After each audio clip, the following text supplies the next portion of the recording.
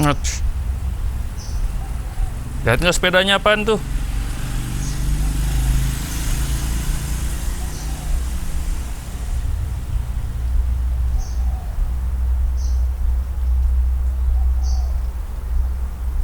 Roll the camera and action.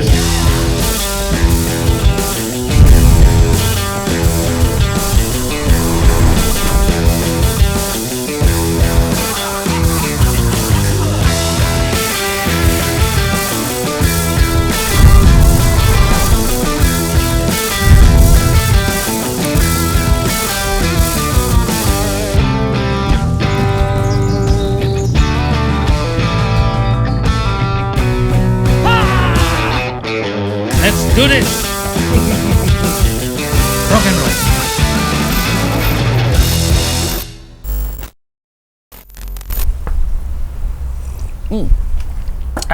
Good morning. Selamat pagi dan what's up rock and roll. Kali ini gua kepinjeman sebuah sepeda yang merupakan bisa dibilang adiknya dari Syncline C. Masuk ke kategorinya XC Trail. Tapi kali ini ada yang beda. Kalau Syncline C itu hardtail, jadi suspension hanya ada di depan, hanya di fork. Kalau ini justru full suspension depan belakang dengan travel suspension belakang 110 dan depan 120. Full carbon fiber, full suspension, full 29er depan belakang dan full XC Racing. Ini adalah Syncline TR. So, gue sendiri udah pakai sepeda ini 2 minggu dan gue rencananya memang mau ngebahas sepeda ini justru bukan dari teknologinya, dari material, dari desain. No, gue mau ngebahas ini langsung dari pengalaman ridingnya, dari riding experience-nya seperti apa, rasanya sepeda ini seperti apa. Untuk itu gue ngetes sepeda ini langsung di dua kondisi yang biasanya dipakai untuk sebuah sepeda XC. Satu di kondisi on-road, aspal. Satunya lagi adalah kondisi off-road. Untuk on-road, gue sengaja memilih medan yang paling asoy buat main aspal. Yaitu yang enggak pusing mikirin lalu lintas dan juga enggak ganggu lalu lintas. Enggak kayak yang ono-ono. Gue memilih belusukan di kampus UI bersama Accardinale. Kesan yang gue dapatkan dari goes on road adalah satu, dia sangat stabil. Lepas tangan di atas sepeda itu berbahaya dan sepeda tidak imbang. Di Syncline ini sangat imbang, men. Ini gue lepas tangan, nanti kalau nemu polisi tidur baru nyaho. Mari kita cari polisi tidur.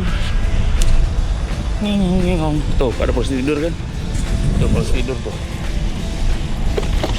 Imbang, bro.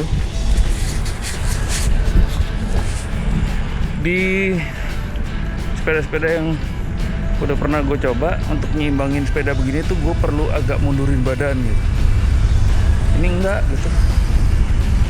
Center of weight-nya sangat balance. Saya menikmati sekali. Ini ada kejelugan. Polisi tidur. Nyongonyok. Tuh. Aman, bro. Yang kedua, geometrinya mudah. Bukan geometrinya di-adjust ya, tubuh gue di-adjust sesuai dengan geometri yang ada.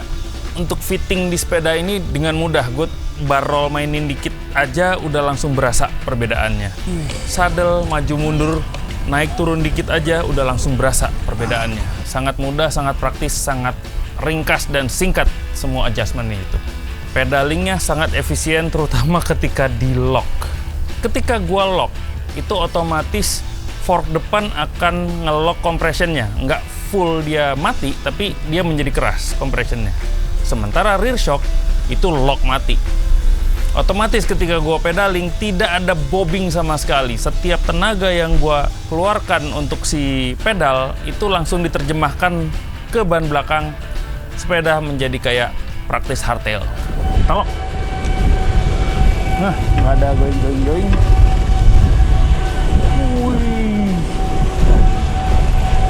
Langsung punya traksi gila, tidak ada tenaga terbuang percuma.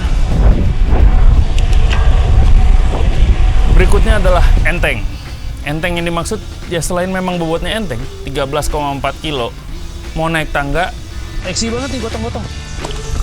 Satu tangan, Le. Gimana, Le? Satu tangan, Le. Gotongnya, Le. Aduh, ditenteng ini mah. Mau ngelewatin portal, itu beneran entengnya bisa ditenteng. Ini mah diangkat aja, Le. Maksudnya kan ini kan, lihat ini nih. Gini, Le. Ya Allah.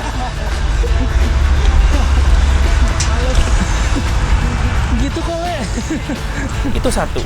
Tapi secara riding, itu gutak-gitek dengan mudahnya, dengan sangat enteng. Gimana ngejelasinnya ya? Enteng ketika udah dipakai 18 kilo, tapi gua sendiri ngerasanya kayak baru beberapa kilo. Kayak bukan 18 kilo, kayak belum puas, kayak belum cerot nih gua main. Gue sih ngeliatnya, ini sepeda memang sangat mengakomodir orang untuk main jauh. Dan ditanjakan-tanjakan. Ini sepeda bikin curang nih. Tanjakannya gampang banget, apalagi di aspal, itu enteng banget.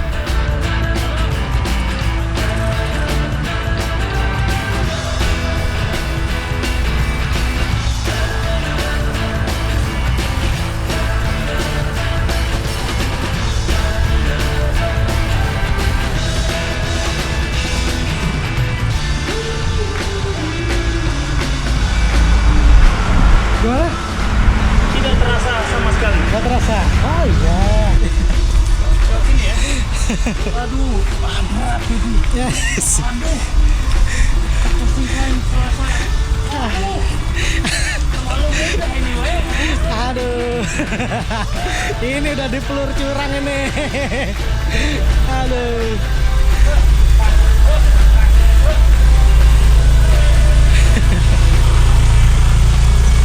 Gagal. Too easy, man. Too easy. Udah, aduh. Tadinya nih. Itu kesan gua pada on-road. Berikutnya adalah kesan pada off-road. By the way, sebelum ke sana, untuk lo yang penasaran speknya apa aja, silakan sepedanya sendiri yang menjelaskan ya. Saya mau ngopi dulu.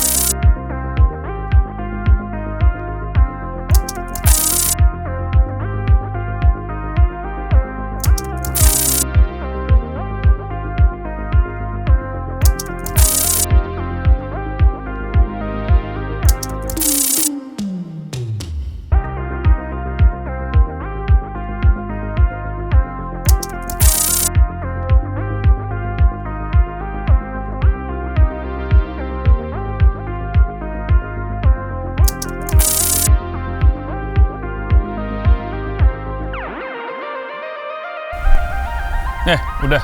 Oke. Lanjut.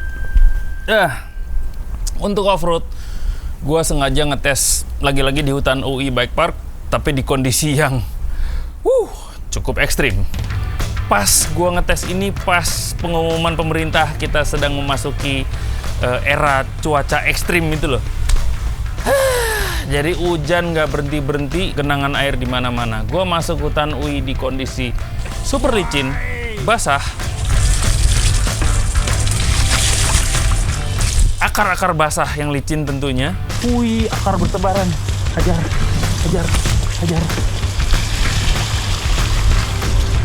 Tanahnya juga sangat berlumpur dan gua bahkan menemukan banjir.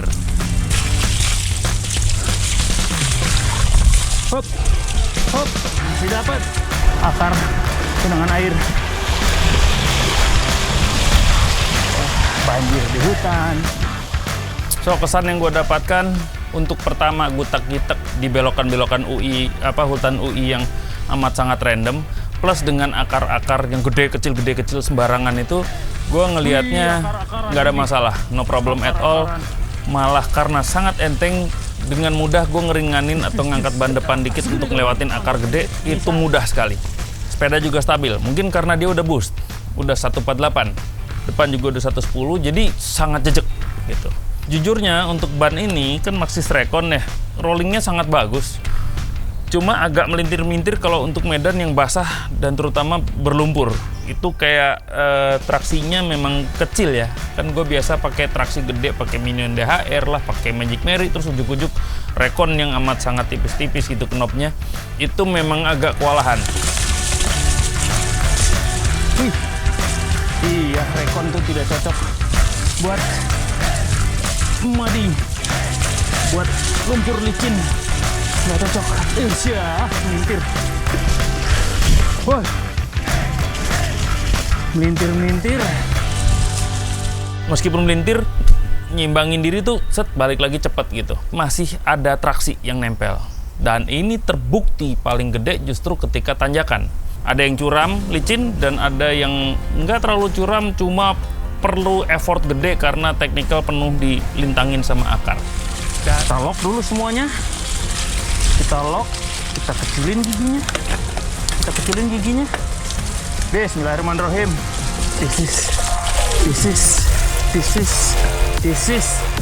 is weird, man. Kok berhasil, man?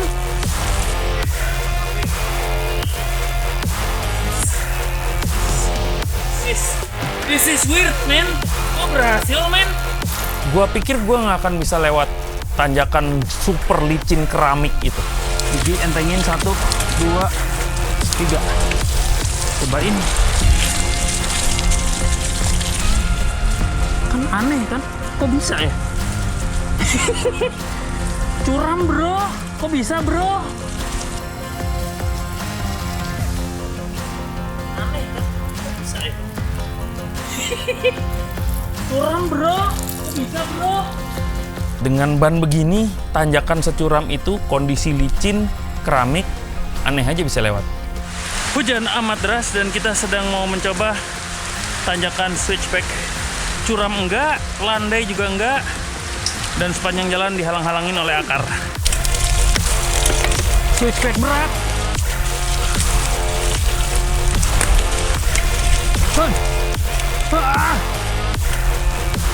Hey! Dapat baby. Bahkan gue patahkan tanjakan itu nggak nyampe ke gigi 1, gigi 3 kayaknya. Berat.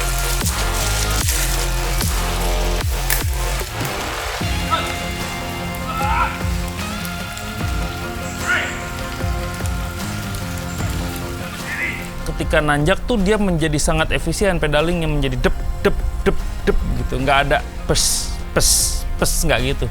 Cep. Traksi kenceng banget di ban. Gue tinggal maju mundurin badan supaya nggak, kalau gue terlalu maju tuh ban belakang melintir kan. Nah, gue tinggal adjust di situ doang gitu.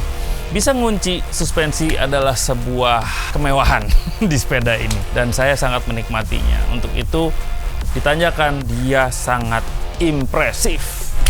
Ketika kita ngelewatin turunan yang agak negatif, yang licin, bulak-belok, gue nggak ngerasa kebanting-banting. Dan ada satu section di Hutan UI itu yang udah turunan terus tiba-tiba nanjak, itu biasanya ngabisin tenaga di situ. Tapi kemarin pas gue cobain, dia sama sekali tidak menguras tenaga gue. Aman. Woi, melintir ban belakang.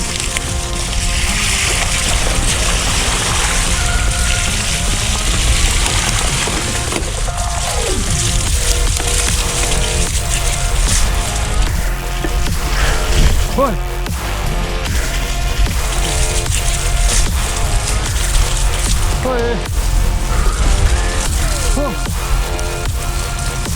So, kira-kira itu untuk bahasan off-road di Hutan UI Bike Park. Di situ lulus, gue yakin di tempat lain pasti lulus. Mau di Makadam, gue pede, orang akar licin, melintangnya nggak jelas begitu lewat sama dia, apalagi Makadam. Tinggal bak, selesai. So, secara general, lewat pengalaman 2 itu, on-road dan off-road, gue bisa nyimpulin sepeda ini adalah sepeda yang bikin gue rajin goes. Mungkin karena bobotnya yang enteng, dan begitu simpelnya semua pengoperasian sepeda ini membuat goes tuh kayak nggak puas-puas gitu, lebih fokus kepada pedalingnya gimana sih gitu loh. Dipakai jalan lama tuh gue nggak ngerasa capek-capek, nggak puas-puas. Tadi pagi aja gue habis muter kompleks lagi gitu, ada berapa kilo tadi. So ini bikin gua rajin goes di medan apapun, mau itu off-road, mau itu on-road.